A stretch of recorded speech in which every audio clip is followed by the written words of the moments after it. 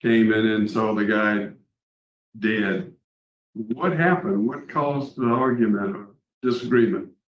Well, excuse me, sir. What caused the argument is that we had made a decision that I was going to sell him my jewelry. And I had changed my mind about selling him my jewelry, and he got ecstatic on me. And once he threatened me, he had picked up a knife, and I took the knife from him, and I had stabbed him one time. And I didn't know they had another guy in the back room. So that's actually what happened. Why did you rob the other guy? Pardon me? Then the guy who came in and saw you, you robbed him, or did you rob him? No, sir, I didn't rob him. I have read the appeal, and what he just told Mr. Tillis, the parole board member, is not the truth, at least according to the appeal. But hey, before we get into that, let's take a blast to the past, his 2020 commutation hearing, and then I'll unpack it with details in between. You are Jeffrey Hawkins, DOC number 130305. You're here before us today asking for a commutation of your sentence. You were sentenced to life on March 20th, 1990, after a jury trial to life for conviction of second-degree murder. Is that information correct? Yes, ma'am, that's correct. Okay, I'm going to turn it over to Mr. Alvin Roche.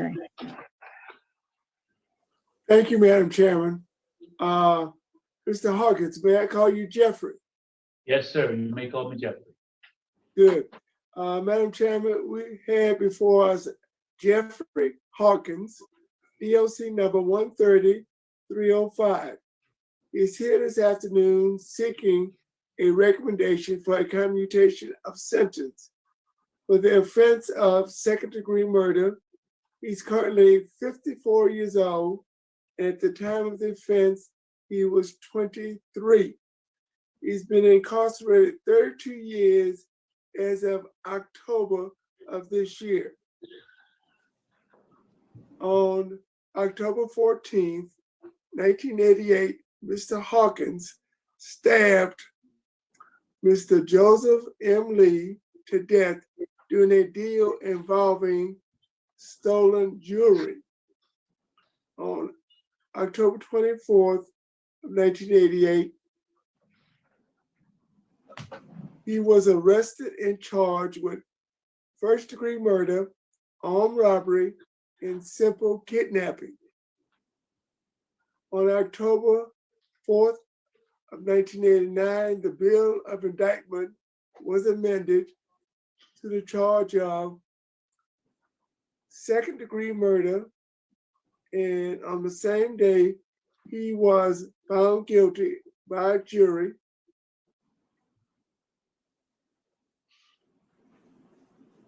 and on March 20th, 1990, he was sentenced to life without benefit of parole, suspension, probation, or suspension and sentence. The other charges were now processed after the verdict was given. This is the only arrest on Mr. Hawkins's adult record. He has 4 arrests on his juvenile record.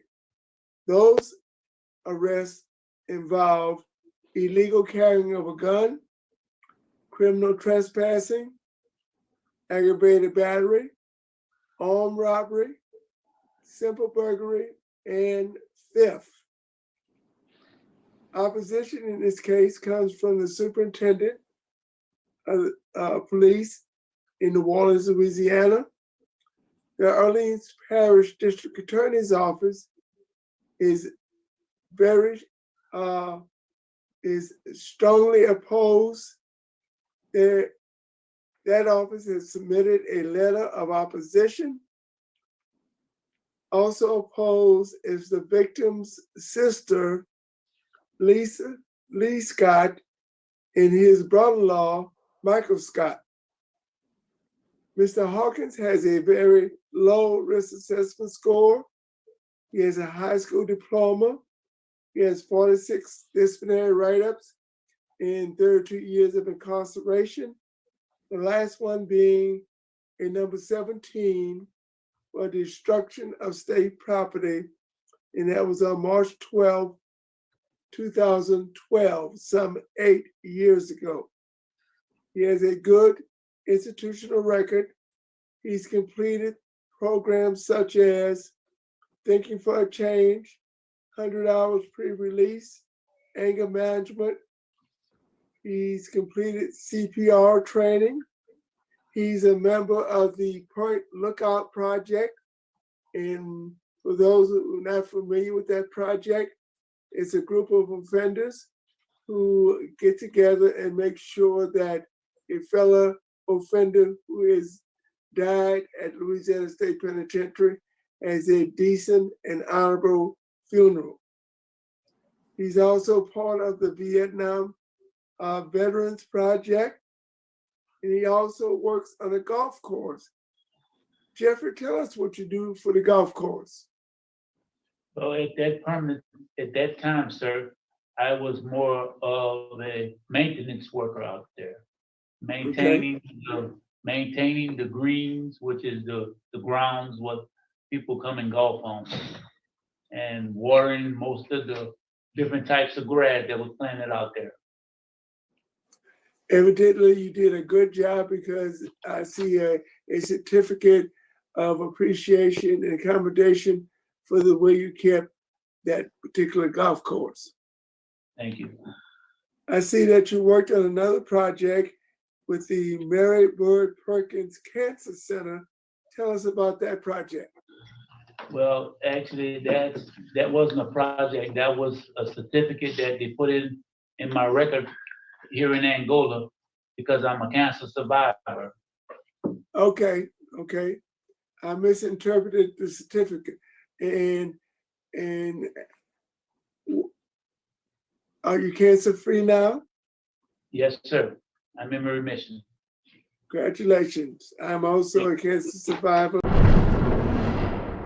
and it's good to be one. I see where you also completed a number of faith-based classes and programs. Yes, sir. Would you like to mention some of those? Yes, sir. We have a Friday night Judson Bible study, which is a church from off the street that resides in Baton Rouge. That they come every Friday, and we practice knowing about God, and that's a Bible study that you have to literally sign up for. And every study that we do, we get certificates for. The studies last about a year, and we get certificates for them. Thank you, Jeffrey. Warden Bernard, would you like to make any comments or remarks at this time? Yes, sir. Jeffrey is a trustee. He's been living at Camp F since 2012. Now he is a janitor cleaner at the Camp F chapel. He takes care of that. He's a very quiet guy, respected by the inmates and the employees here. It's no problem. Thank you, Warden Bernard. Madam Chairman, I do have a recommendation in this case, and I will share it with my fellow board members at the conclusion of this interview. Thank you, Mr. Roche. Mr. Jones. Thank you, Madam Chairman. Mr. Hawkins, I'm afraid you broke up a little bit for me and I didn't understand what it is you did at the golf course. Maintain which sir, what we call the greens, which is the grass. We were more I know what, I'm a golfer. I know what the greens are. Okay. What kind of grass did y'all have, do you know? We had Bermuda, and we had that was our number one grass.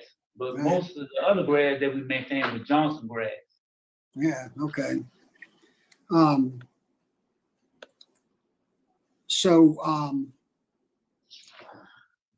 What is it that you would ask this board to do?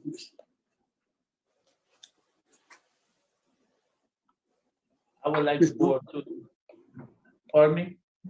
What is it you would like for us to do? I would like the board to give me a favorable recommendation for a lesser sentence that I can go up for parole on. All right. That's all the questions I have, Madam Chairman. Thank you, Mr. Jones. Mr. Wise? I'm sorry, I don't have any questions, Mr. Moss. Thank you, Mr. Wise. So how about, let's hear from Ms. Watts. Tanisha, let me see if I can find her. If you would unmute your, there you go. Go ahead and introduce yourself for the record and tell us what you'd like us to know. My name's Tanisha Watts. I'm the daughter of Jeffrey Hawkins. And I just want to say my father's a good man, and I think he deserves a second chance. He committed this crime when he was young. I think he's spent a lot of time behind bars. I got to know him, unfortunately, behind bars. He's been in jail since I was 2. I would like to have a relationship with my father. I've never, had a father figure around besides speaking to him on the phone, visiting him. And I just think he deserves a second chance. He was his first offense. I feel like he paid his dues, and he's definitely been in there a while. And I just think he deserves a second chance. Well, thank you so much. We appreciate your input and thanks for taking the time to speak with us today. Mr. Henderson, good morning, good afternoon. Good afternoon. First, it's good to see everybody. I know this is a time when everybody is glad to be seen and not viewed. And I've been knowing Jeffrey for 30 plus years. And I really just want to echo what Warren Benoit said. Jeffrey's a really quiet guy, kind of like do what's assigned to him to do, has done every task that was pretty much given to him. I'm here primarily because the first 72 will be the wraparound services for Jeffrey in the event that the board sees fit to make a recommendation and the governor signs it. And one thing before I forget too, his wife was trying to log in this morning and she had a problem. She could hear Ms. Leah, but Ms. Leah couldn't hear her. And so she's actually in the YouTube session actually participating. And because I asked her, what would you want me to say in the event that you can't get back in? And one was that, well, she has a home for him. You just heard his daughter speak, who wants to have this relationship with her father. And I'm here, the board pretty much know the work that we do in and around the city, plus the state, with helping folks reacclimate themselves back into society. And given the fact that knowing the relationships that we show up for folks at this board, knowing that, it's been everybody that we show up from is there because we're there to provide all the wraparound services that they need, not just in the first 72 hours that they're released, which is very important, but throughout the duration of their transition. And so I just want to be here to offer that up to the board and let Jeffrey know that we actually have opportunity for him to come and be a part of our community, to help engage in doing the thing that we're doing in and around the community of New Orleans.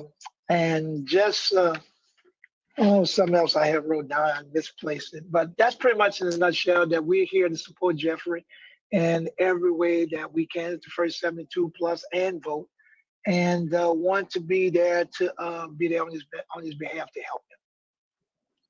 Well, thank you very much, Mr. Henderson. We appreciate the work that you do with both first 72 and vote. Thank you. So we'll hear from the DA's office now. Ms. Krieger. Good afternoon, Adele Krieger here on behalf of the Orleans Parish District Attorney's Office. I'm here in opposition of any release of Mr. Hawkins, and that opposition is going to be based on the fact that this was an extremely violent crime that resulted in the death of Mr. Lee and could have resulted in the death of the other person that was present during the altercation, Mr. Wilson. My office has had contact with Lisa and Michael Scott, the sister and brother-in-law of Joseph Lee, and we spoke directly with Mr. Scott.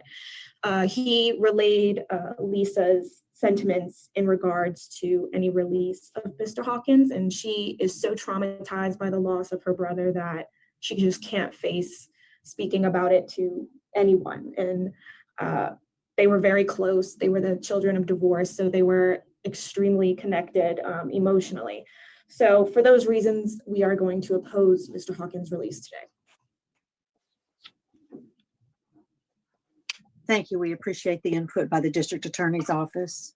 Mr. Hawkins, is there something you'd like to say to the board? Yes, ma'am. I would like to say that in 1988, I was considered a man, but I was not a man. I didn't have the criteria, the mindset of being a man. It's sad to say, I was not awakened mentally because of the environment that I come up in, which was St. Thomas Housing Projects in New Orleans. The environment, it was sad. It was a sad environment. And what happened to me that day when I killed Joseph, it was a sad day because I didn't have to do it. I actually didn't have to do it because we were friends. I considered Joe as a friend to me. Me and Joe come up together all our lives. We went to school together. You know, we shot marbles together actually. And that tells you a lot. But I just want the board to know that I'm no longer ignorant to the fact that I am a human being now. I know what it takes to be a human being. And I believe that sin cannot be undone. It can only be forgiven. And that's what I ask of the family. And I understand the responsibility of life now that I'm older. And I just ask the board for a favorable recommendation. And I apologize, to the family. I'm very remorseful that happened 32 years ago. And I ask for forgiveness. Due to my change in 30 plus years, I'm being focused now in life. And I just want you all to know that. And thank you. Thank you, Mr. Hawkins, and I regret that your wife was unable to join us to participate here. I'm glad she's able to see it on YouTube. It seems as though there's lots of folks having technical issues today, not just her. So I'm glad she's able to watch. Mr. Roche, I'm going to turn it over to you for your recommendation. Thank you, Madam Chairman. Jeffrey, based upon positive remarks by Warden Benoit, which is of primary importance to me in deciding these cases. Good programming. Thank you for a change. $100 pre-release, anger management, CPR, and especially your work with the Hurt Lookout Project, which is one of the most compassionate projects that I know of at Louisiana State Penitentiary. A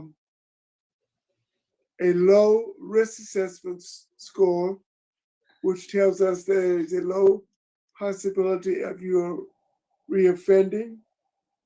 And you've had no disciplinary problems within the last 8 years.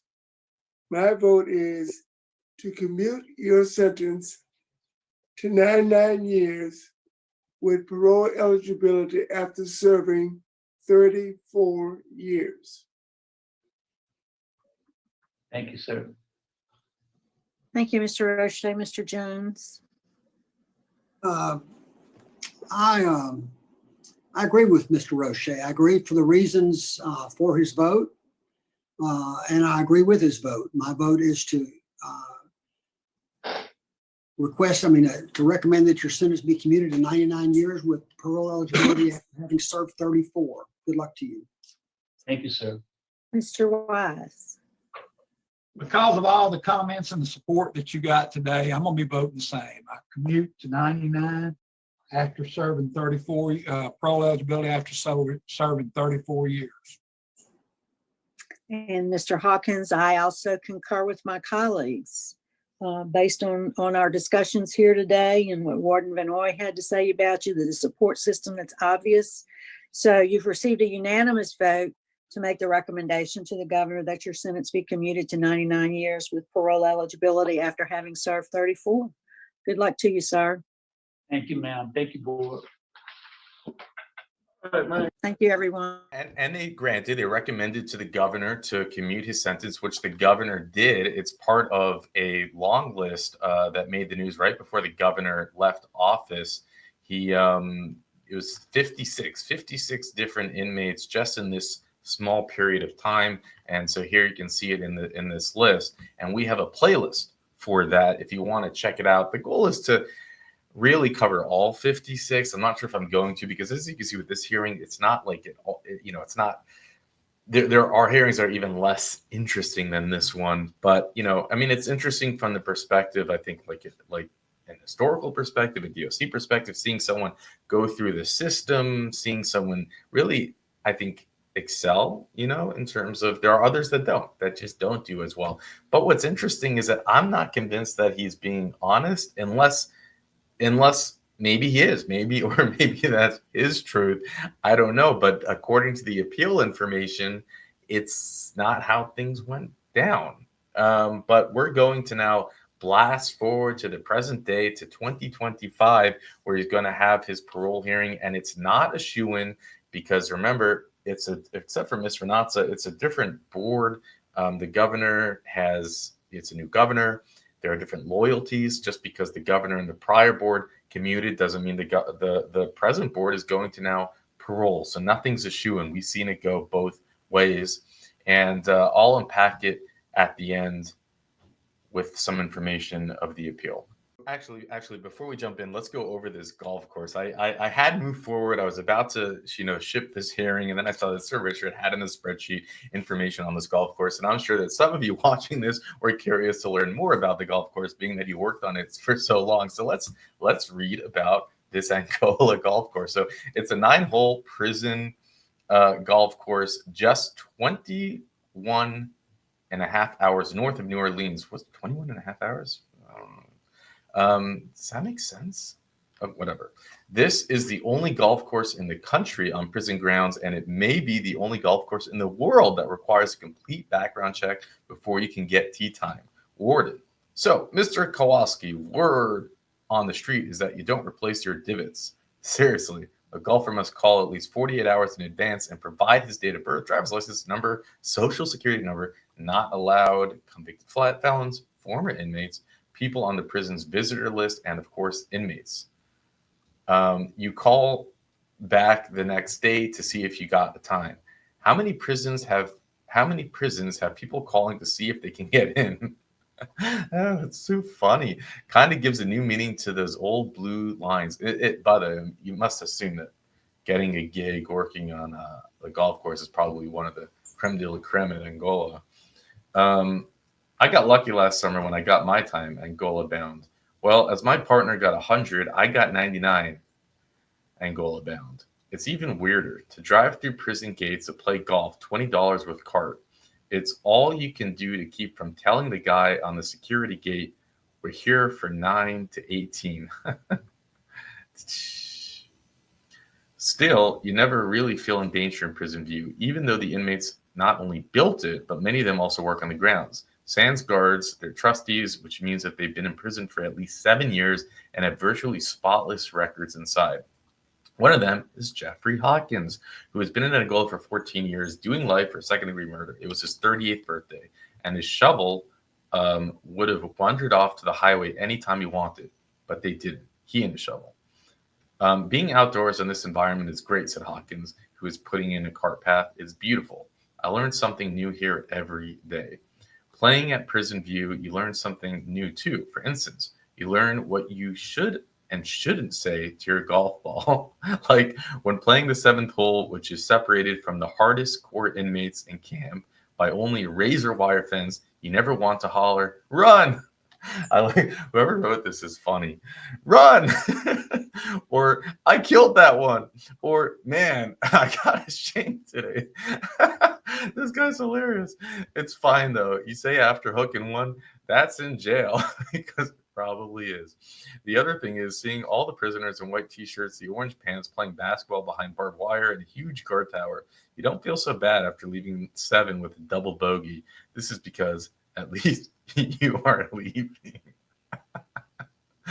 Oh man, it's been a while since I've read a good article.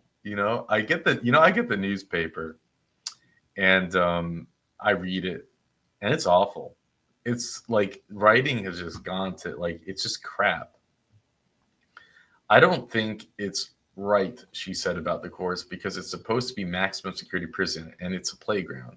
But the brains behind it, Warden Burl Kane, said he built the course to save lives. With 600 correctional staffers and their family living on the grounds, you realize how big Angola is. It's a city.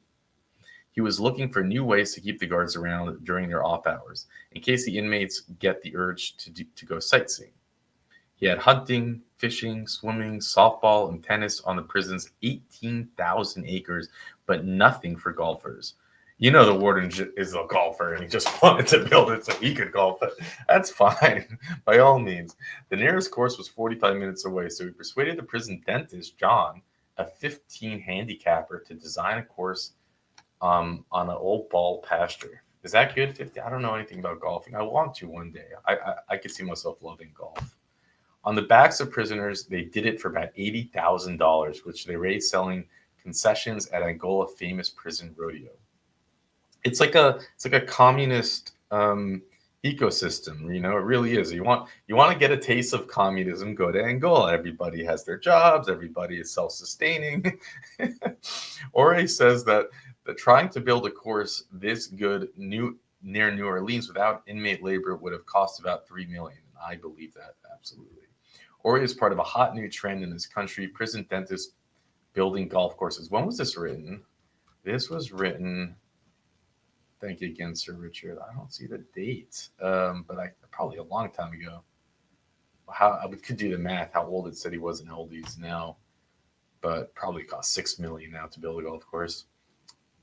But the truth is, the course is a good thing for almost everybody. It's just one inmate who is released gets a job because of this program. It doesn't commit violent crime. Kane says it'll be worth every penny we spend. I love how they're still trying to justify this is a good cost thing when really the warden just wanted a golf course, which is fine.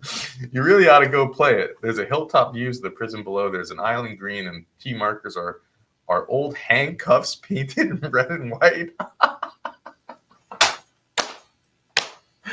Oh man, is it bad? I find this to be funny. People play the course once and come back again, thus raising the prison recidivism rate. This guy's hilarious.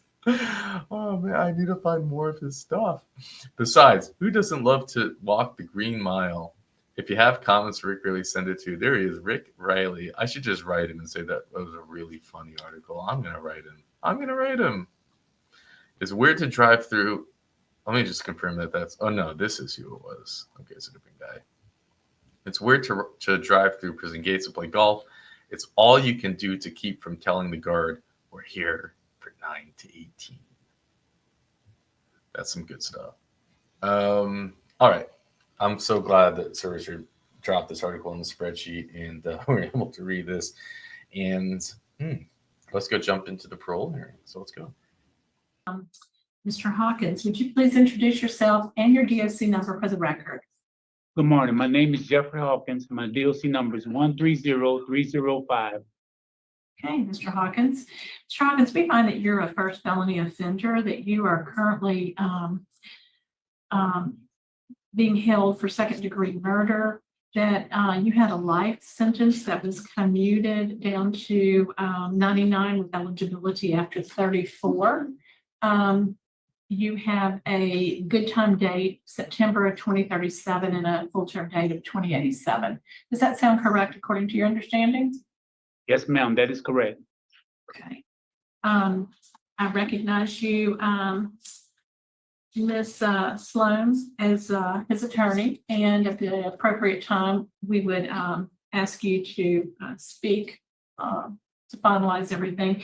We do have three other people in support today. We do not have anyone in opposition. I'd like to hear, first of all, from you, Mr. Hawkins, why you find yourself in the position you're in, why you're in prison, and why we should consider an early release for you.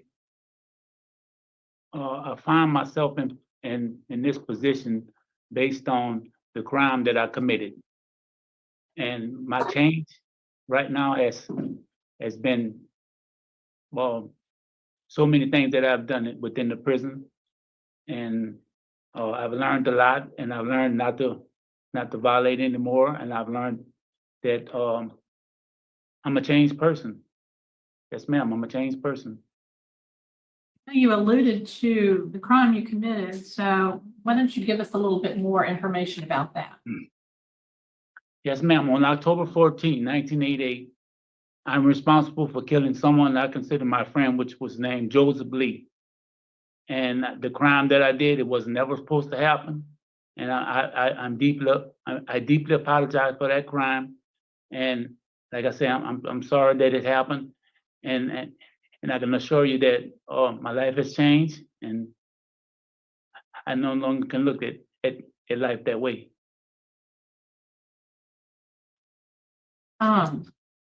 We have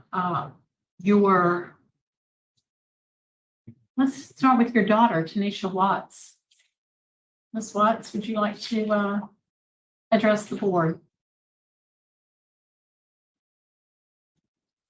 Good morning, everyone. Good morning. So I just would like to first just thank you for the board, just the opportunity to give my father a second chance at life. You know, for me, just speaking on his character, it's just amazed me every day, despite the situation that he's, you know, in. He's always had like a positive outlook on life. For me, he's a really great person. He's smart, he's loving, he's caring. And, you know, when he committed the crime, I was thinking, what, 3 years old, you know? So to be able to build a bond with him, even though he's been incarcerated, you know, I am grateful for. But my father is not the same man he was when he entered the system. All right, he understands the impact of his past actions, and he's worked hard to become a better person. And I can see that, I can attest to that.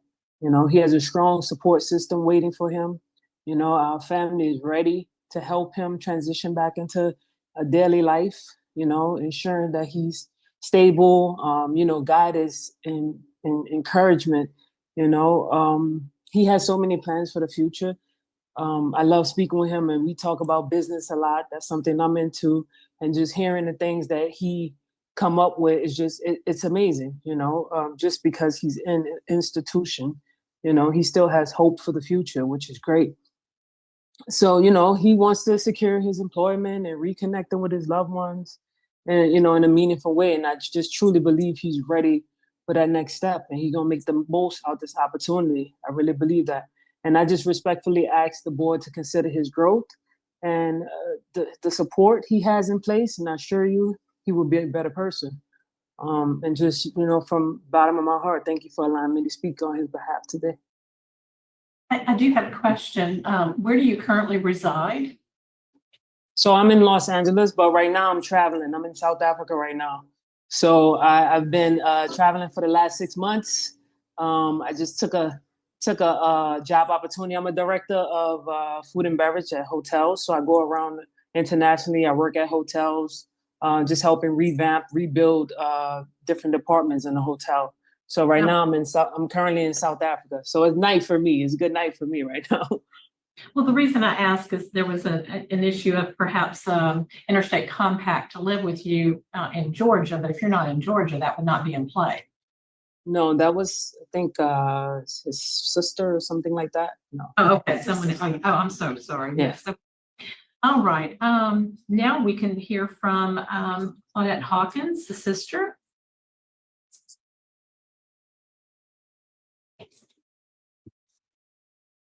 Hi. Okay. Yeah, just need to unmute so we can hear you. Good morning. Thank you for allowing me to speak on behalf of my brother.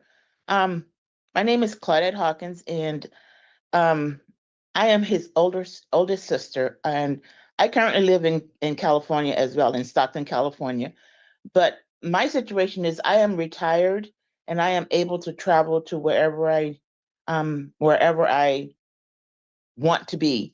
I was actually thinking about moving back to Louisiana, but I have my children here and my grandchildren here, and they were all interested in knowing about their uncle in Louisiana. And if I decided to move back to New Orleans to be with Jeffrey to help support him in anything that he wants to do, they would 100% be in approval of me doing that.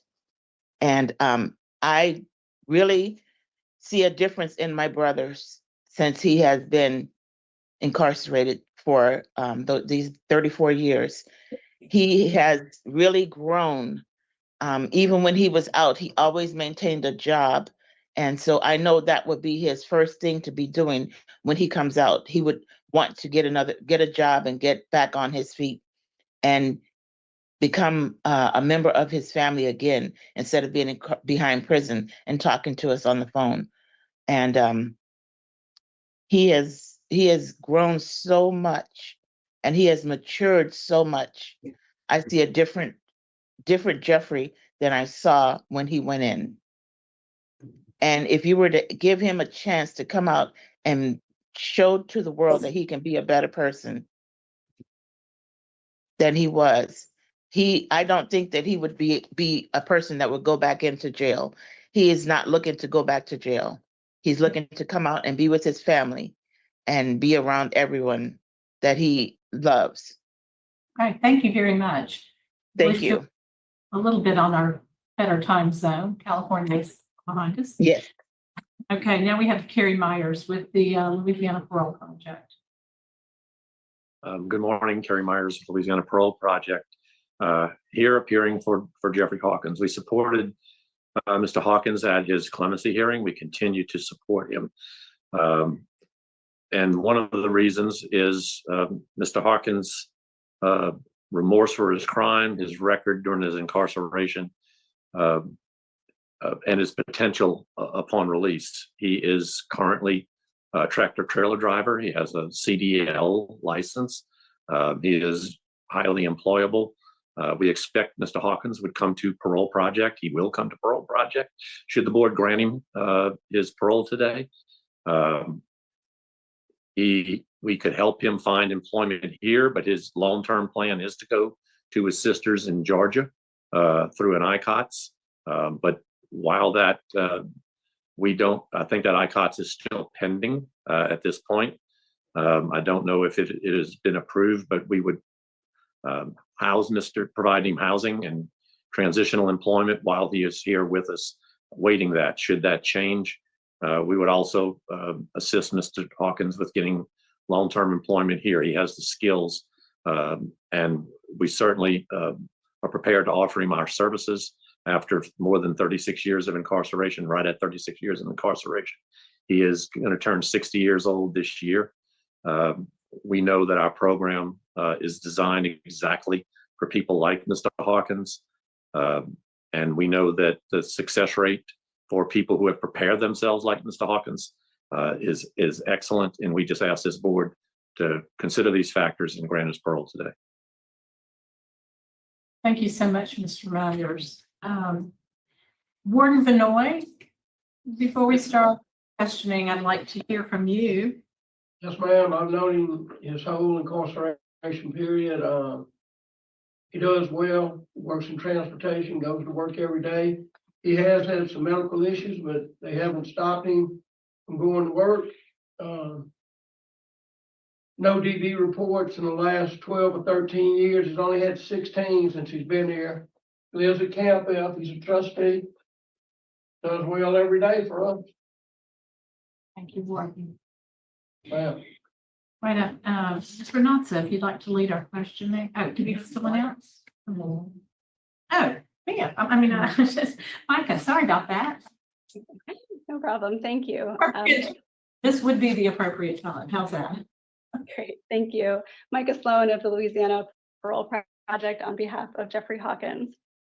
Jeffrey Hawkins made the worst decision of his life as a 23-year-old in 1988, and it's a decision that he's regretted since the moment he made it. But he lost a friend, and it was his fault, and he deals with that daily. But I urge this board to also consider the choices that Mr. Hawkins has made since his offense, and even the choices he made prior to his offense. As his sisters describe in their letters, Mr. Hawkins has always been hardworking and kept out of trouble up until the time of his offense. Growing up in the St. Thomas projects in New Orleans, where drugs and violence and crime were commonplace, Mr. Hawkins made a choice to support his family, to go to work, to focus on his future, rather than giving into those influences around him. Following his offense, he chose to fully accept his conviction and his sentence and to use his time in prison wisely. He chose to continue to work hard, to treat those around him with kindness and respect, and to do all that he could to attempt to make up for the harm that he caused the Lee family, his own family, and his community.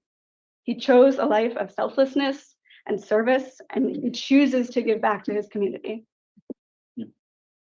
Mr. Hawkins is a humble man, and he isn't one to talk much about himself or to boast about his achievements. So I want to do a little bit of that for him and give you a little bit more information about him. And I want to start by telling you a quick story that Mr. Hawkins told me when I first met him that I think speaks volumes about who he is. And that story starts with him as the president of the Social Advancement Club. And he held that position for about 6 years. And when he was in that position, many folks at Camp F would come to him and they would need to fill out forms in order to put in orders with the club. And he had started to notice that folks were having trouble with those forms, and they would make excuses like they had forgotten their glasses. But he saw through that, and he realized that the issue was that many of these folks were having trouble reading and writing. And Mr. Hawkins, on his own volition, went to the warden and requested that he be able to teach others in his community to read and write. As he was going through that process, he realized that these same folks were having trouble developing their clemency and parole applications. And so he again, on his own volition, jumped into action and asked that he be able to support those folks and help them develop their pardon and parole applications. Through those two programs, Mr. Hawkins has served 191 of his fellow offenders through those programs. And this is just one example of Mr. Hawkins' not just willingness to help other people, but his desire to, his genuine desire to. He tells me that it makes him feel good to serve others, which is why he doesn't hesitate to help even when he's asked. Mr. Hawkins' work history and volunteerism is also telling of the type of person he is and his commitment to service. He's volunteered with the Point Lookout Project, which honors folks with a dignified burial when they pass away at LSP. Although he's not a veteran himself, he volunteered with the Vietnam Veterans of America. He helped set up their banquets, cooked food for their banquets. And that was simply because he wanted to give back to a community that he knows served his country. He took life-saving CPR training so that he could assist in an emergency situation. For 5 years, he donated hobbycraft items to the United Way, which is an organization that helps to fight poverty and hunger. Currently, he's the only tractor trailer driver for prison enterprises at LSP, and that's a position that's not only given to someone that's highly trusted, but highly skilled. He consistently receives excellent work performance reviews, and because he travels all over the prison grounds, he often encounters other staff who request help from him, and he doesn't hesitate to jump in and support them with whatever they need. Those who work with Mr. Hawkins, both prisoners and staff, often have the privilege of having Mr. Hawkins cook for them as well. And that's something, again, he chooses to do on his own volition and also because he loves to cook. There are members of the LSP staff who have spent more time with Mr. Hawkins and know Mr. Hawkins better than I do. And they've put letters of support in his packet. And I think they're important for this board to hear. So I would just like to quickly give you some snippets of those letters. One assistant warden said Mr. Hawkins gives his utmost respect to the free personnel and offender population whom he has served, that Mr. Hawkins inspired him, that he makes outstanding meals, that he speaks with maturity and respect. He's honest within himself and that if opportunities were to arise for him to be released, he would take advantage in making the best out of his life. Another staff member said that he deserves a second chance. Another said that within the past 15 years, I have truly seen a huge change in offender Hawkins's outlook on life, being motivated to succeed, being accountable and aware of his surroundings, and his determination to be an overall positive individual. Offender Hawkins respects all Louisiana state employees and is the go-to guy to assist with different projects or to offer security a helping hand, no matter how big or small the task might be. He is a positive role model for other offenders to look up to, and that other offenders trust and always know that they can count on him. Another staff member said that he exhibits selflessness and compassion for others. She said that offender Hawkins has made a positive impact on the offender population he serves. He appears to care for the well-being of others and will go above his call of duty to offer assistance to those in need. Another says that he comes to work with a positive attitude and he's always willing to help anyone he can to make his or her job easier or faster. He has displayed a large amount of control, discipline, and respect, and he not only shows to his fellow workers, but also to any supervisor around. And those are just some of the comments from the staff who have gotten to know him. Even following a very scary cancer diagnosis in 2016 and an aggressive treatment for that cancer, as soon as he was able, Mr. Hawkins jumped right back into work, into efforts to improve himself. He jumped right back into serving his community. He took additional programming. He became an asset to prison enterprises and continued to support staff and fellow offenders in their reading and writing. He's been a Class A trustee for the past 28 years and has never lost that status. And as Warden Vinoy mentioned, he has not had a write-up in nearly 13 years. Based on what I've learned about Mr. Hawkins, most notably his sincere remorse and his passion for helping others, I believe that if we had more people like Mr. Hawkins in this world, that we would be living in a more peaceful place.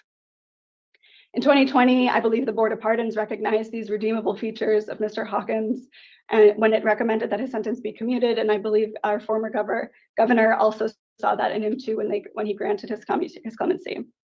Mr. Hawkins wishes for nothing more than to be able to bring his friend Joseph back. But because he cannot, he made a commitment that is reflected in his record to give back to his community that he let down 36 years ago. Considering his outstanding work ethic, his profitable skills, and the support he has from the Parole Project and his family, I have no doubt that he will be successful and rule-abiding outside of prison, and that he will in fact be an asset to any community that he is part of. And so for all of these reasons, I respectfully ask that the board grant Mr. Hawkins parole with any conditions it deems appropriate. And I can answer any questions the board may have. Thank you. Thank you very much. Ms. Renatza? Good morning, Mr. Hawkins. Good morning. How are you today? I'm fine, Ms. Renatza. Thank you. So I'm glad to hear all the wonderful things they said about you. And you say, we understand that Joseph Lee was your friend. Y'all have been friends for a while? Yes, ma'am, that's correct. So you were also acquainted with his family? Yes, ma'am. So in looking at your programs that you took, have you taken a victim awareness class specifically?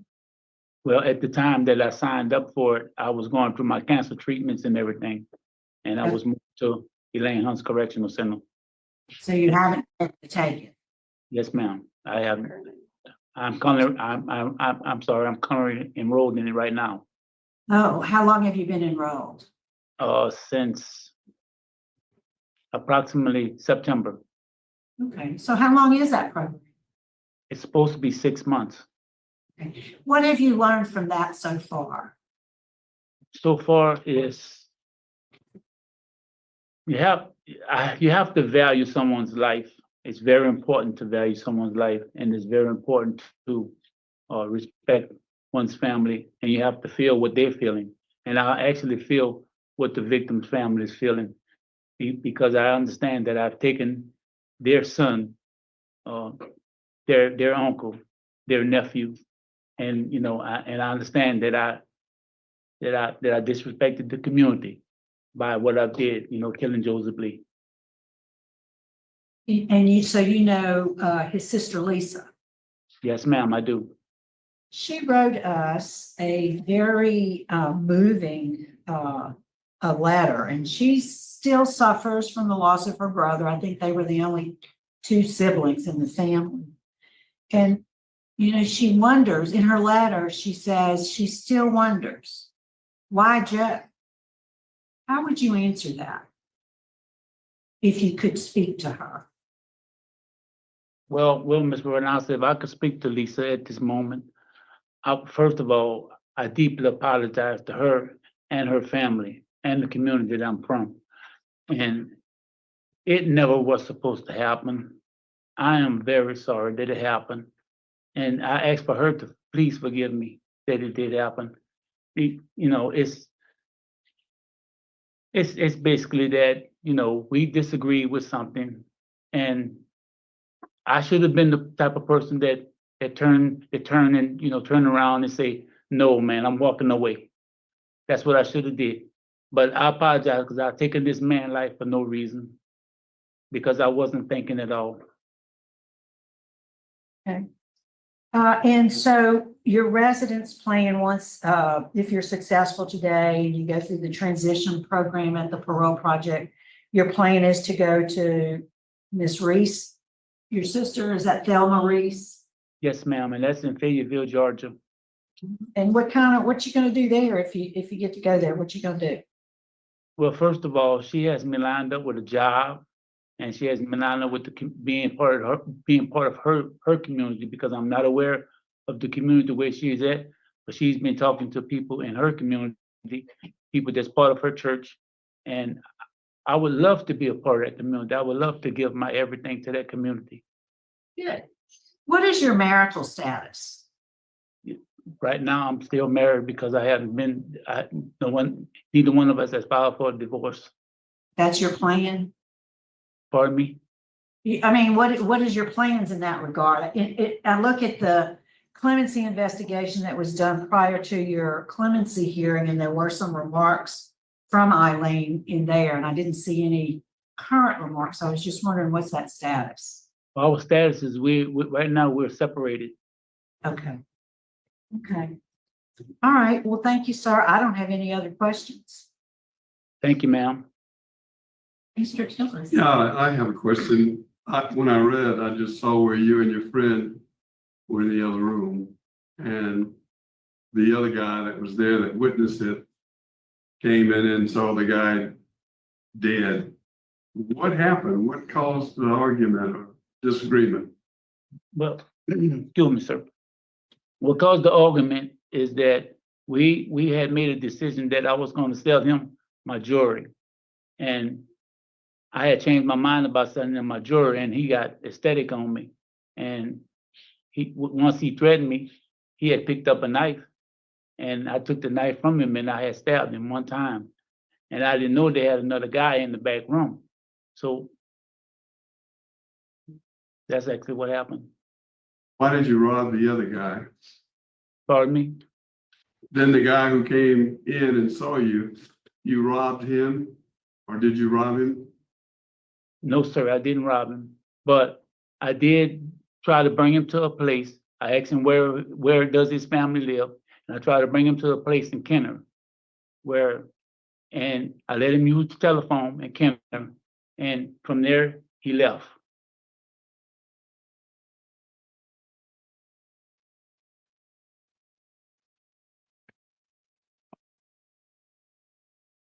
Mr. Hawkins, sometimes I'm very interested in what happened in 2012 that you all of a sudden just decided not to commit any more disciplinary infractions there in prison. Do you have some kind of epiphany, or, I mean, it was well before your commutation and everything. Well, Mr. Du, it was time for me to change my life better than what I've been doing. When I first came to Angola, it was a lot different, and I understood that, but it was time for me to change my life. It was time for me to get my life in order. If I wanted to have a chance to be with my family, if I wanted to have a chance to be a part of this board or the pardon board, it was time for me to change my life.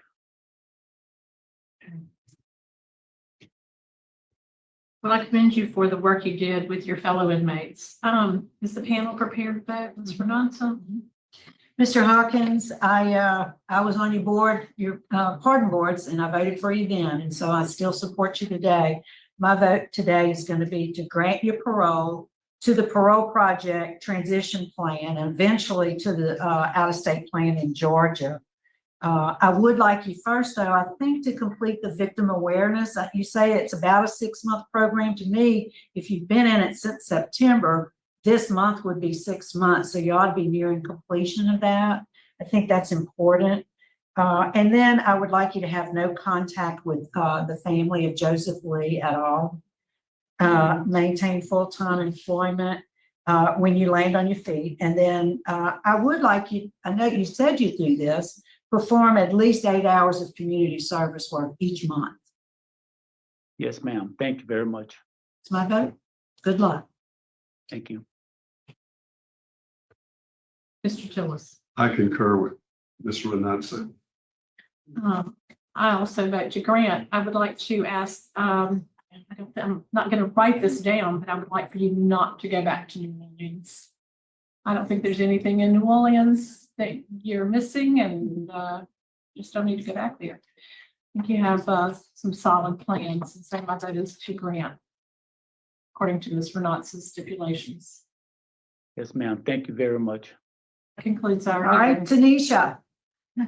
Have a good night. Good morning, whatever it is.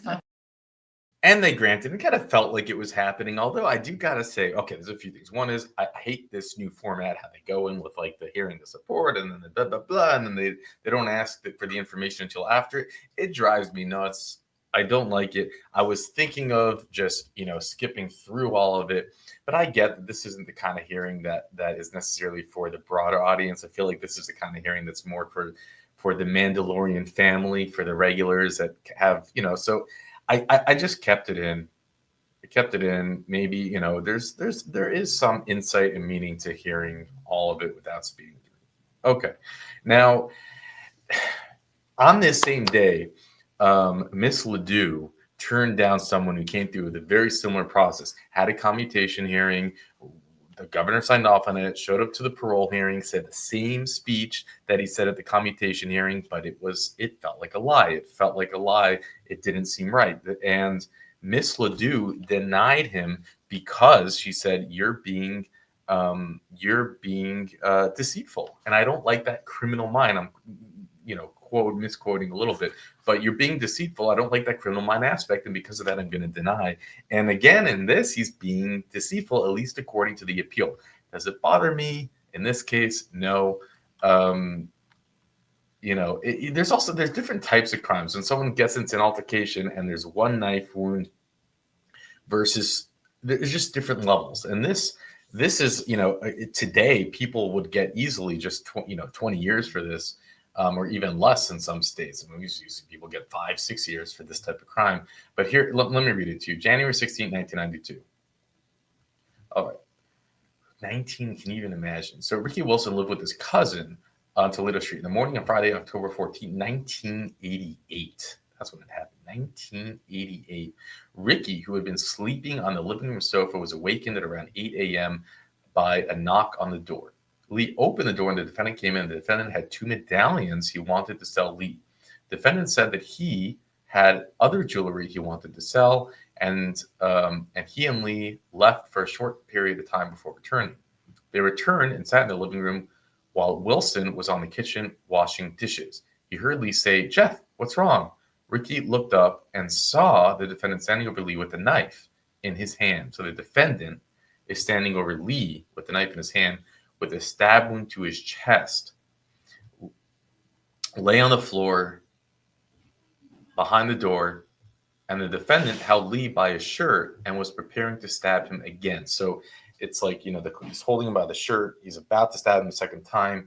He comes in. Wilson tried to run out the back door. So this is the man who he asked him, remember when Tillis said, "Did you rob a second man?" Ran to the back door, but the defendant grabbed him and asked him for money.